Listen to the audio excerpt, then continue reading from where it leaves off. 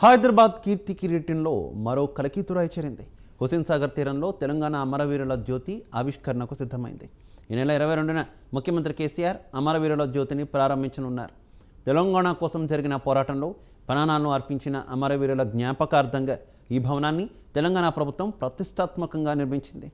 పర్యాటకులు తెలంగాణ చరిత్ర తెలుసుకోవడమే కాకుండా ఇక్కడ కొంతసేపు సేదతీరేలా ఈ కేంద్రాన్ని తీర్చిదిద్దారు. తెలంగాణ అమరవీరుల జ్యోతికి సంబంధించి మరింత సమాచారం మా ప్రతినిధి కుమార్ అందిస్తారు. ప్రభుత్వం ఎంతో ప్రతిష్టాత్మకంగా తీసుకొని అమరవీరి స్తూపం అయితే నిర్మించడం జరిగింది.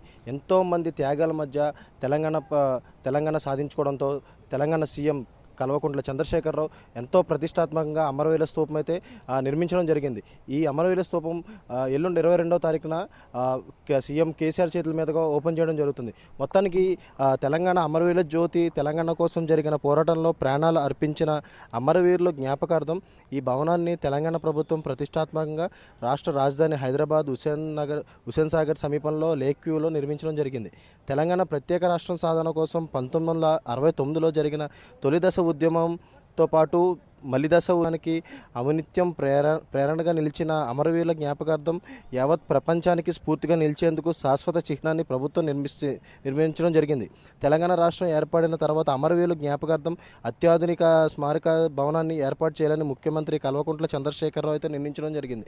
ఈ స్మారక భవనంలో తెలంగాణ చరిత్రకు సంబంధించి సకల వివరాలు తెలియజేసేలా ఏర్పాటు చేశారు. అలాగే 5 అంతస్తుల్లో నిర్మించిన ఈ భవనం దాదాపు 100 కోట్ల రూపాయలు కూడా ఖర్చు చేయడం జరిగింది. 42 మీటర్ల ఎత్తు 10,300 చదరపు మీటర్ల విస్తీర్ణంలో నిర్మిస్తున్న ఈ భవనం అంతటా ఏసీ సౌకర్యంతో పాటు 3 లిఫ్టులను కూడా ఏర్పాట్లు చేశారు. అలాగే రోడ్లు భవనాల శాఖ ఆధ్వర్యంలో నిర్మించిన ఈ భవనం నిర్మాణంలో రోజుకి 200 మంది వర్కర్స్ కూడా పనిచేయడం జరిగింది. 369 కార్లు 300 ద్విచక్ర వాహనాలు పార్కింగ్ చేసుకునేలాగా 2 అంతస్తుల్లో పార్కింగ్ ప్రాంతాన్ని నిర్మించారు. అలాగే గ్రౌండ్ ఫ్లోర్లో వివిధ రకాల వర్క్షాపులు నిర్మించేందుకు కూడా అనువుగా ఏర్పాట్లు చేశారు. 10,656 చదరపు అడుగులతో నిర్మిస్తున్న మొదటి అంతస్తులో తెలంగాణ మ్యూజియం, అలాగే ఫోటో గ్యాలరీ, అలాగే ఆడియో విజువల్ రూమ్ను కూడా ఏర్పాటు చేశారు. అలాగే 16,964 చదరపు అడుగుల నిర్మాణంలో ఉండే 2వ అంతస్తులో కన్వెన్షన్ హాల్, అలాగే 8,090 చదరపు అడుగులు ఉండే 3వ అంతస్తులో రెస్టారెంట్, అలాగే హుసేన్ సాగర్ సమీపంలో పర్యాటకానికి అందాన్ని చూడటానికి వ్యూ పాయింట్ కూడా ఏర్పాటు చేశారు. అలాగే తెలంగాణ రాష్ట్ర సాధన చరిత్ర, తెలంగాణ మహానుభావులకు సంబంధించి ఫోటోలు ఇతర రూపాల్లో తెలియజేయడానికి ఏర్పాట్లు చేశారు. అలాగే అత్యాధునిక గ్రంథాలయాన్ని సైతం కూడా ఈ అమరవీరుల స్తూపంలో కూడా ఏర్పాటు చేయడం జరిగింది. ఈ భవనం చుట్టూ పచ్చదనంతో కూడిన అతిపెద్ద పార్కును ఏర్పాటు చేయనున్నారు. అలాగే పర్యాటకులు తెలంగాణ చరిత్ర తెలుసుకోవడమే కాకుండా ఇక్కడ కొంతసేపు సేద తీరేలాగా ఈ కేంద్రాన్ని కూడా తీర్చిదిద్దనున్నారు. అలాగే బయట నుండి చూడడానికి అద్దంలా మెరిసే అత్యంత ఖరీదైన స్టీల్ను ఉపయోగించారు.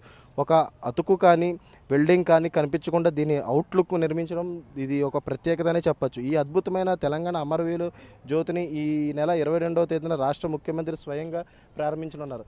మొత్తానికి మనం చూసుకున్నట్టయితే ఈ అమరవీరుల స్తూపం ఎంతో ప్రసిద్ధిగా అలాగే ఎంతో ప్రతిష్టాత్మకంగా తీసుకొని ఇదైతే నిర్మించడం జరిగింది. ఈ నెల 22వ తారీఖున ముఖ్యమంత్రి కేసీఆర్ చేతుల మీదుగా ఈ ఆవిష్కరించబడుతుంది. మొత్తానికి కాసేపట్లో ఎవరైతే తలసాని శ్రీనివాస్ యాదవ్ కూడా వచ్చి ఇక్కడ మొత్తం పనులు కూడా పర్యవేక్షిస్తున్నారు. అలాగే మొత్తం చూసుకున్నట్టే ఎంతోమంది త్యాగాల వల్ల ఈ తెలంగాణ సాధించడంతో